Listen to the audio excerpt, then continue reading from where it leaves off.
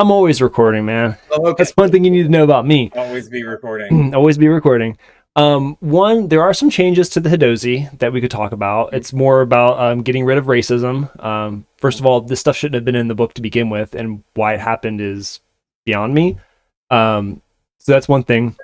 Another is just I'm like unfamiliar with this controversy and or change. yeah. So I've through context clues figured out. I mean, I'm looking at that picture of them on So line. Hadozees is a species. Yeah, they're a monkey race, and the original story was that they were basically captured by a wizard, medically or magically sort of enhanced, and were used as slaves. It's just another typical D&D slavery story. Yeah. So here's the thing: you take that and you apply it to a simian race, Mm-hmm. and then you make one of the racial characteristics of that race cowardice. Yeesh. Fear based. And then the illustration very much looks of the bard in particular very much screams out the old minstrel era sort of racist stuff. I mean, they're one of my favorite species in the game. And I didn't want to get into long discussion about this when we were reviewing just the rules stuff earlier. A lot like a reviewer friend of mine that I was talking to, I was under the impression that Wizards was doing having sensitivity readers in on things, particularly after doing something as magnificent as So this is the new art. Radiant Citadel. Yeah. But which is on the exact opposite end. Obviously, not only is there a creator somewhere that needs to be talked to, whoever put that together, but editorial all the way down. Yeah, I mean, a lot of people signed off on this. That's what I'm saying. Yeah. Like, this didn't just happen. Now here's the thing. It is a massive misstep.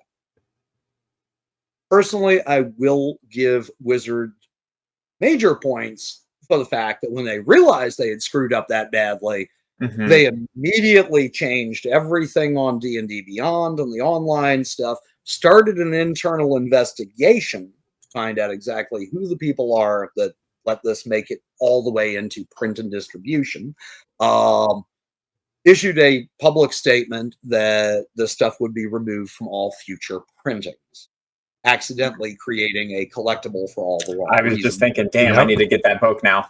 Yep. So I've got and just a reminder for all of our dear listeners, we are still giving away the alternative art box set of racist edition of Spelljammer. Unfortunately, So this was in.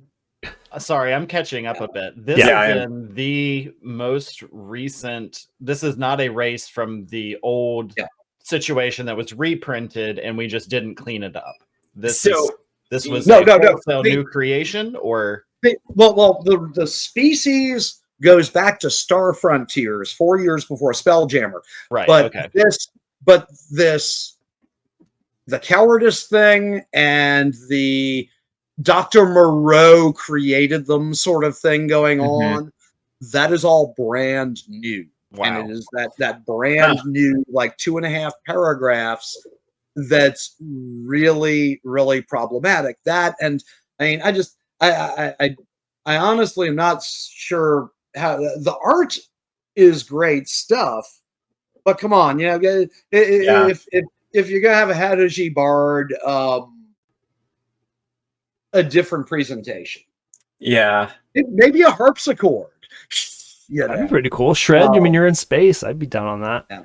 But yeah, it's problematic. I'm from New Orleans. I'd say give him a trumpet, but again, that's something that could also come off as wrong. And I'm not at all down with any of that. Well, it's very interesting because they've been trying so hard recently. I'm glad to see their response. That's why it's surprising. And I will say, there has recently been some change over at Wizards. There are a number of colleagues of mine, people that I know, some socially, a couple of working directly with, who have jumped over to Wizards from Paizo over the past like half a year to a year, which means this stuff was all already pretty much Island before they got there. I am hoping that infusion of quality new blood will help prevent any missteps like this in the future, and an evolution of the products more in line with what they've shown us they can do with Radiant Citadel. Because that volume, and also I think Candlekeep Mysteries was written by a very diverse authorship. And so and there's some really interesting adventures in there. So we do need to kind of shake up the old guard and the no offense to you, Loki, but the older white guys who have been writing adventures for decades, so that we can avoid things like this and make sure this is an inclusive and safe space for us to play. Well, and that's such a bummer because you have like Radiant Citadel, which I was thinking is awesome because they're giving an opportunity to show, what diversity brings to the game as far as new ideas, new plot hooks, and everything like that. Everything that has to offer. Well, even the cultural stories too that inspire. Right. Yeah. And it has a kind of real world implication in that way. Those people chose to write it with a cultural focus, which grounds it in a very kind of genuine and fun, inspiration, which I think is cool. But then it's finally not like Western happens, right? Yeah, something like that. This new race update makes me wonder. Do we have people of different backgrounds and diversities who see things like this and they're like, I would really love to, but no, I'm good. Like how much of a deterrent for increasing diversity is it to have those missteps? It's just really unfortunate. Yeah. Oh, I'm not excusing it at all. Right. I'm simply glad to see a company realize that if you're going to make a big mistake, the best thing to do is own it, fix it, step forward. For sure. Yeah. Try to do something. So hopefully maybe, that they can have some sort of oversight, maybe is the goal, or maybe it's just a bedrock diversity problem, is that there were not enough people in the room who saw it from an angle that said, that had that spidey sense to say, hey, my razor sense is tingling. Yeah, there's some things here that we're pulling tropes from too far back. Yeah, we've got to leave the tropes. It's hard to come up with everything new all of the time, but there's a certain time frame in American history that you don't want to pull inspiration from. They're harmful. I feel like a game based on fun for a wide and diverse group of people. I feel like this one's such an interesting hit because it is like, so I have two things I want to say, like the Radiant Citadel and the Candlekeep, like you have all these diverse authorships, and then on their like main like big release, like I don't know, but I would be willing to bet that the creators are the old school guys, like the high, like not the, like the higher tier, like, and I would be willing to bet that they are less diverse. So I don't like, who knows? But I've not gone through the authorship and gone to each one of their LinkedIns to see how many white guys are going to have veterans and people with higher seniority. They give more freedom and flexibility to the lower tier. But it is interesting that like he's still fucked up. And again, I think that's part of like that is part of the thing that's fucked up. You see it a lot. You're willing to give like diversity and like even sometimes tokenism to things that don't matter as much as like your flagship. Like I don't know. There's a million, like they're willing to turn certain characters into different races from like the 50s. They were all white guys, and now okay, well Nick Fury can be black, but Superman, he's a white guy. Like you can't mess with like Batman in specific. Like you can turn Jim Gordon into a black guy, but Batman cannot be a black guy. Like so you get it's an analogy that might be falling apart. Like for fear of backlash, people can't mess with the classics. You can't mess with like the real breadwinner. Yeah, people will if people abandon that IP out of protest or something like that. It's to be honest, that is why I'm so looking forward to the next Captain America movie. Right, because it's going to be a huge fresh you're going to hear howling from all of the people that you don't want in your social circle. right? That's an easy like, oh, thank you. And as far as I'm concerned, because we are a little different from the rest of the United States, I am absolutely thrilled to see Captain America be a black man from New Orleans, played by a black man from New Orleans. I like how they also they addressed in the show that particular problem. Like, people are going to hate me for being black and being Captain America. And as meta as it was also incredibly applicable to the world, accurate to our world. Like, it was a commentary. Well, I mean, the whole story of Isaiah, the black Captain America from the 50s. Marvel never reprinted that as comics or as a graphic novel or anything else, and tried to avoid talking about it. It was one of the best things done in Captain America. And seeing that character brought accurately to screen the way they did, pardon the divergence into Marvel, but I it's so prevalent. We rely on Marvel references a lot in the show. References are always gonna happen. So I don't know how much of that is happening, that like this is like the ones that you like, the big boys, and then you get the diversity on the lower level ones. If that is the case, then I think that they're going to have to figure something out to make sure this doesn't happen again in the future. The other thing is interesting, like, so this race, Loki, you said, has been around since even pre-Spelljammer. Correct. Frontiers debuted about 4 years before Spelljammer, and they were the Yazirians at that point. And that looking back, that still had a little bit of racial thing, because they were viewed as being that incarnation was rage-filled berserkers, kind of coming off more primitive and so on. Yeah. And then Spelljammer hit, and they rebooted several of the Star Frontiers races. The Plasmoids were the Dralicites in Star Frontiers. The Rostopedes were the Vrusk, and so on and so forth. And they toned down the whole rage. It's like, oh no, they're from a planet of mostly simian races and such, and you run into them a lot because they're foul-mouthed and obnoxious, but they're fantastic crew members, and they really love the elves, and they're one of the few races the elven fleet will allow to work on their ships. And then you get this iteration. Yeah. So we just been flirting going with down this bullshit. Yeah, that's interesting. So every iteration has had something different, but also in the same very insensitive, still problematic, and also still the sort of orange brown look with the flying squirrel type gliding membranes and stuff. That has remained constant all the way. Look up some old Star Frontiers art on Google, like the original cover, and you'll see one of them sitting here with the big IR goggles and the laser gun right on the cover of the box. Yeah, actually sounds pretty tight. I kind of dig the like flying squirrel, flying bat.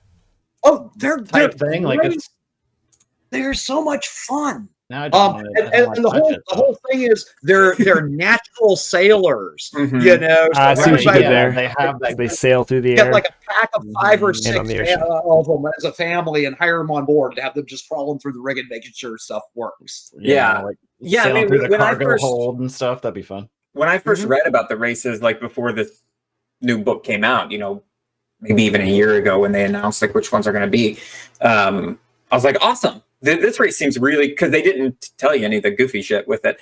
Like they said, natural sailors, like great crew members. They can use all 4 of their limbs. They can fly around. Like I can start seeing like characters build in my head from like this thing, and I'm like, oh, this is really cool.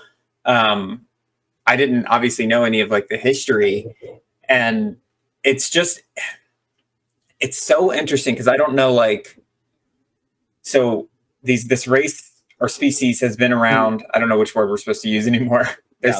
They're not different races, they're species now. Has been around for a long time, and every iteration has had like really like borderline racist attributes attributed to them. Like, what Freudian level of like shit is going on where they're like, oh, they're monkey people. Obviously they're this, and this. Like, yeah, that's a bit. It's a bit knee jerk. That's what I'm. That's what I'm wondering. Like, how did we not break through the old every time tropes? Yeah. I wonder if I don't think someone's writing this and be like, you know what? I'm going to target a specific group of people through this species and write it in a way that's, but is it some kind of subconscious thing that's that's what I mean mostly, like what subconsciously is like permeating through. And well, and I think there's not to psychoanalyze someone who I don't know anything about or anything, but I feel like there is a tried and true connection in the brains of people between enslavement and cowardice. I do not endorse that, but I think that has become a storytelling thing that we have used throughout time. Biblical references to, slavery and suppression and all of the ideas of a group being so suppressed that they cannot act except for the one hero who gets their chance to lead everyone out. Mistborn. It's it's an easy low-hanging fruit kind of thing to assume that a race that is used as slaves, which is a problematic thing to begin with, that comes from reality. That's inspired by our history. So it's hard to get away from that. But it's the premise of using a species inherently as we are all slaves. The galaxy agrees to see us that way is a problem, and that is just bedrock how the history of the United States was formed. So I feel like it's one of those systemic things that is not necessarily someone's conscious choice. However, we collectively have made a choice to associate those things. I would tend to doubt there's anyone openly racist on the team or with serious racist leanings. Yeah, a lot of it is just the cultural programming and such. Very much like what you said. And there are ways, in my opinion, to do this right, because it is, like slavery is actually a big thing. And 2 of the 3 tables that I run, of course, one of those tables is high enough level now that they're hunting and disrupting slavers across 3 star systems. And you can that interests me as a player, but then normally I feel like in most session zeros, I would say like, I'd like to avoid slavery, but then if you give me a chance to be level 10 and be back and just wreck slavers, like I said before, like the again going back to what I said in the past episode that about how pervasive these hooks are. Like I mentioned something about an Amadeus start to a campaign where you can take over and end that type of thing would be very satisfying and fun for me, because I am a white man who has no history rooted in anything except the savior generational trauma that comes with that story. Yeah. You know what I mean? And I recognize that, and it would be fun to sandbox that shit. However, that is just kind of inherently because of that, like I don't have to associate that with very much reality as far as my own personal impact on my life. Yeah. So therefore, it's a completely different thing when you've got no family records before grandpa was a slave. Which is the experience of a lot of my friends. In my opinion, it can be done right, and you see an example in canon already, because everybody loves the Githyanki and the Githzerai, which were a mind flayer slave race. And the difference between why everybody really loves that and why that's, in my opinion, a way of doing it right is because several thousand years ago they broke free and stomped the living dog shit out of the mind flayers and destroyed a multi-planar empire doing so. It doesn't define their entire species anymore. That's a punch up. I'm always all about the punch up. Exactly. Punch down, that's going to start with the side eye and go on from there. Yeah, well, and that's what I need to include in my session 0. Like, I'm against slavery if it's like, I'm a lord over a city and there's a bunch of serfs that have to work for me. Doesn't sound fun. If I get to punch up, I'll punch up every session. Well, I had to make sure it was one of the core things, because in the very beginning of that game, because all of the Forgotten Realms action in that game is pretty much only in Mulhorand and in the Tears of Saloon. So it's hardcore Egyptian. So one of the players is actually a freed slave from there is how all that kind of got started. But it's session zero. Always comes back down to session zero. These are the types of things we want to talk about. Is this cool with everybody? Are there things that you have a problem? Yeah, and I think it's important, like you said, to acknowledge you can do things you can talk about things and have real world inspiration in your game and do it in a way that isn't offensive. Yeah. And isn't easy and isn't low hanging fruit. And it's interesting to be given tools that do not facilitate avoiding those pitfalls. Yeah, when it's like built into the system. That's their, their role in all of this at this point is like lore that I can use to homebrew my own hacked together characters and campaigns. So it's interesting to be given resources that are inherently problematic. Yeah. Shame on you, wizards, but thank you for fixing your mistake. Yeah, so that's good on you for that. That is very interesting. Thank you for fixing the mistake and get it right moving forward. Yeah, like don't keep failing forward like this. Like a cultural diversity officer. Planescape, I will be howling loudly. Yeah. No, I think it's interesting to see the difference between the Gith and the Hadozee because like you said, Loki, the Gith like had a rebellion eons ago, however many years time ago, and it does like guide their like on a grand scale, like they still like hate mind flayers and hunt them down, but first of all, they did it. Like some white savior didn't come do it for them and free them, and even looking at their racial. Like you get intelligence +1, which is not something we typically see as slavery. You're not going to say these slaves are really smart. And then looking at the Hadozee, I don't know, even their racial stat block isn't. It doesn't. I don't know. One thing that's nice about changes moving forward, I think from Tasha's and beyond, is the racial bonuses are kind of on the way out.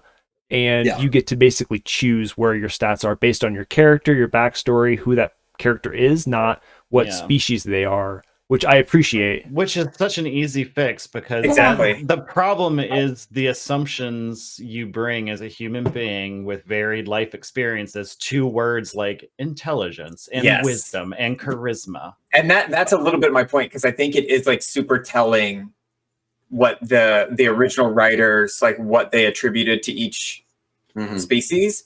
You're an orc, you must be strong. I don't think exactly because they're using Tolkien a base, which is very Western and white and biblical in a lot of references. You know, so they lean on things that we also justified slavery with. So there's some weird. So that is really interesting crossover. And I think Mark, you hit the nail on the head. As a culture, us today still, and definitely every generation before, slavery has been justified through specific avenues, and a lot of them are they were savages, so we came, and they never would have achieved greatness, our level of society, all of this, we are helping. And if you don't buy that, well, they're stupid. Then they have a -3 intelligence. Oh, you don't buy that one? Well, then they're too strong and they're going to come after you. Oh, you don't buy that. We use those stat blocks. Exactly. So so that centuries long propaganda basically has permeated, whether or not we think it has, and we can all think we're enlightened and we know that it's propaganda, but then when we make Skyrim and I don't remember the race, the Red Guards have adrenaline rush and they're extra stamina, but negative intelligence, and you're ooh, come on, damn, y'all, come on.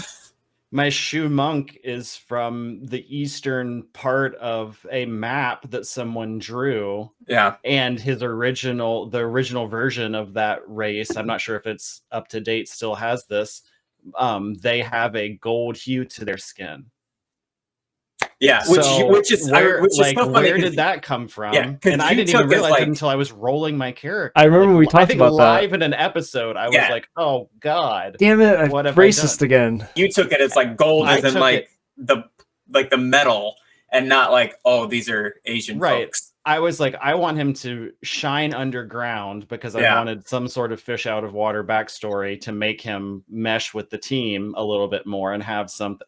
And then I'm reading this and I'm like, wait a minute. We've got Monk, this whole Monk ripoff thing that we're doing, which is, based on a Western interpretation of actual religions mixed with other martial arts that aren't necessarily associated to begin with. That's the endless conversation of level of granularity in the rules versus reality. Exactly. Yeah. So like you got to balance all this stuff out, and then the easy way to balance that is to reach back and be like, what's something that just seems so basic, so common knowledge, and it is that things on the east side of the map seem Asian-y. Yeah, and that's just it's just ethnocentrism, it's so funny, and that's what happens when you tell stories. If you're not careful and you don't have a diverse team to hedge those. Tolkien did it. Tolkien did it. I mean, the people on the eastern side they weren't Asian-y. They were like Arabic-y. And Martin did it. On the east side of the map is Asian-y. You just use that quote, the air quotes, foreign feeling, which is anything outside of my own understanding of the state or the culture or the religion in which I live feels, quote unquote exotic. These are the kinds of things that people grab onto because they're so freaking easy. And like you said, they've been using them over and over again. And that's why you get diverse groups of people in not only their backgrounds and the types of things that interest them culturally, but also in their experience level. Like, just because it's a flagship product, maybe that doesn't mean that everyone on it has to be a grizzled veteran that has earned their way up by doing shit work in order to have the privilege to do a flagship product. Not saying that's how Wizard works, but a lot of companies, that is a corporate mindset. It's not uncommon, but that narrows you down to people who are grizzled vets. Yeah. So they're only one type of person, at least in one way. So, it's an issue of, is there a process of review even that brings in a level of diversity in all ways, culturally, experience wise, play testing? When you come to something, a product like this, how do you play test something? Who play tests it? Well, and if we can't rely on Wizards to do this reliably, do it at your tables. We talked about this on the very first episode we ever recorded about Zero Sessions. And when we talked about some of the races, I think it was in our race episode, our species, how to choose your race episodes, where we talked about some of the problematic instances of these and expressions of these races. Like, you have the choice at your table to change anything you want. You are the authors at your table. So if there are problematic things, like, don't wait for Wizards to change it. Change it. Fucking change it. Like, be part of the solution. If you have rules lawyers, players who are like, hey, listen, it's a racist trope and it's in the book, so we're going with it. They're not at your table. They don't have to play at your table. No. And if they're resistant to that change, that doesn't mean that there's not a place in D&D for them. It just doesn't have to be your place too. The hard part with that is, like, so again, like, looking at the Hadozee, I was excited about them as a race, and the more I read about them, the more I was excited about it, because I miss those fucking tropes. Like, I didn't see again, like, my isolated white guy, like, growing up in middle America, like, obviously, like, I'm aware of, like, racism and tropes and all of that stuff. It fucking flew over my head. I didn't actually until today see the thing about them being created like Dr. Moreau. Well, that's the part that, well, I thought that's kind of neat. I've never seen another race done like that. I didn't read the slavery part. I didn't see that then used as, like, I don't know. You need to have conversations like this. Right. Well, if it goes over your head, maybe it doesn't go over Billy's head or Mark's, and then we can bring it up and then we can have that. And vice versa. I'm going to see a bunch of shit. They're not, like, that's why we have these conversations. Because I, at the beginning of this conversation, didn't know why people, like, I didn't know there was a controversy of this, because I've just been out of the zeitgeist. Like, when did this hit? Just apparently very recently. This errata just came out. The articles I can find are like 2 days. Like, literally, this news just dropped. Yeah. And the Spelljammer expansion's only been out for, what, 2 or 3 weeks, maybe? Yeah. The news. So that window is like really quick. The new expansion, the 5e expansion. So even like, I'm looking at like changes in Hadozee. I don't see, like, it's a bunch of like, I see Reddit, I see a bunch of like the gamer. I don't see like a big thing from like Dungeons and Dragons saying like, hey y'all, we're sorry. I got you, Boo. I got you. I shared it earlier on Facebook. I'll send a link to the announcement to you later. I just popped it into our little chat feed. Oh, there you go. It's a statement, and then you can also access the errata PDF, which is the actual changes that have been made. They will obviously not show up in your print book, but if you buy anything digital, it will be reflected there. Okay, it says it can't be found. But they already printed the first run of exactly. Yeah, no, I'm looking at my book right now, and it's I saw you holding it up earlier. I can read out what it says originally about the Hadozee, and then the changes. Okay, I'll do the whole thing. The first Hadozees were timid mammals no bigger than house cats. Hunted by larger predators, the Hadozees took to trees and evolved wing-like flaps, which enabled them to glide from branch to branch. Several hundred years ago, a wizard visited the Ysir. That's their planet, their homeworld, with a fleet of spell-jamming ships. Under the wizard's direction, apprentices laid magic traps and captured dozens of Hadozees. The wizards fed the captives an experimental elixir that enlarged them and turned them into sapient bipedal beings. The elixir had the side effect of intensifying their panic response, making them more resilient when harmed. The wizard's plan was to create an army of enhanced Hadozee warriors for sale to the highest bidder. Instead, the wizard's apprentices grew fond of them and helped them escape. The apprentices and the Hadozees were forced to kill the wizard, after which they fled, taking them all the remaining vials of the experimental elixir. With the help of their liberators, they returned to their homeworld and used the elixir to create more of their kind. Also still kind of fucked up. In time, all Hadozee newborns came to possess the traits of the enhanced Hadozees, and then they went to the stars because they were afraid of being eaten.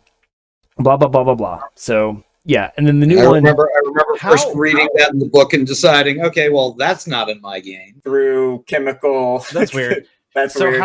how many other species or races, if you go back before that change, don't exist inherently in a universe or world? Elons, Illumians, Warforged. The Warforged. Okay, Autonomes, though. This isn't the only one. Other like there are created races. Sentient androids, things. Warforged, Sure, the Elon, who are created through a psionic process. I need coffee to dig more out. Yeah, and then the change to the errata is essentially like the first and last paragraph are exactly the same. And all of this stuff about the wizard, all that shit's gone. It's just all it says is today Hadozees are sapient, bipedal beings, eager to leave behind the fearsome predators of their homeworld and explore other worlds. So they took out all of this big racist chunk of text and replaced it with a very simple, like, dude, why couldn't this been done first? It is a weird level of detail, I feel like, to put into a... I'd have to reread a lot of descriptions to see how deeply they go, but that does seem like... It's also a mystery you could leave for us to figure out or have fun with. Today, they're sapient. Oh, well, they didn't used to be. What the hell does that mean? Yeah, it still feels like they left it open for interpretation. But like even like the dwarves were made by like a god, right? Like they were just made. Well, I think we're drawing a line between created by gods and powers and created by the hand of intelligent playable races. Yeah, like some wizard from Jack's campaign because he's an asshole and wants to make his own monkey race. Fucking Jack. All right, guys, that was actually a very interesting conversation. But for the sake of time, I think that might have to be where we wrap up. Yeah, but I think like the main points is just real, like have conversations with your table, really be mindful. And I know it's especially if like it's hard coming from us sitting on top of our heaps of white privilege, but like even so, we're still trying our best to look out for this stuff and make sure our games are inclusive, and like just own that at your table. That's all I can say. If you're not an asshole, I want you to feel welcome at my table. Yeah. Simple. Yeah. And if you are an asshole, there's another table full of those guys you can play with. Yeah. They're certainly out there.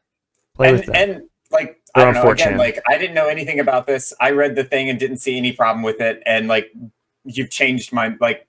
Like, and I feel like there's an important distinction. Like what I think we mean when we say an asshole in the context of playing D&D together is that you're not winking and nodding enough to go along with the zeitgeist of the table, which is like there's some things that are not cool.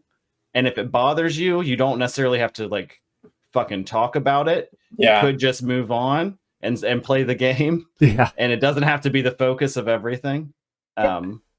And you can still hang out and play without having to agree that this seems like a problematic thing and that you think Wizard didn't need to address it. That's cool. We don't have to talk about it because you can tell the rest of us it kind of bothered. So yeah, and we're just going to roll that way. And we're not going to pile on Eric and, tell him he's wrong. Like, we can have a friendly, like, Eric, you've changed my mind on things and people that like, oh, I thought this was interesting. Really? This is some more information about that. Wow, I didn't know that. Thank you for sharing me.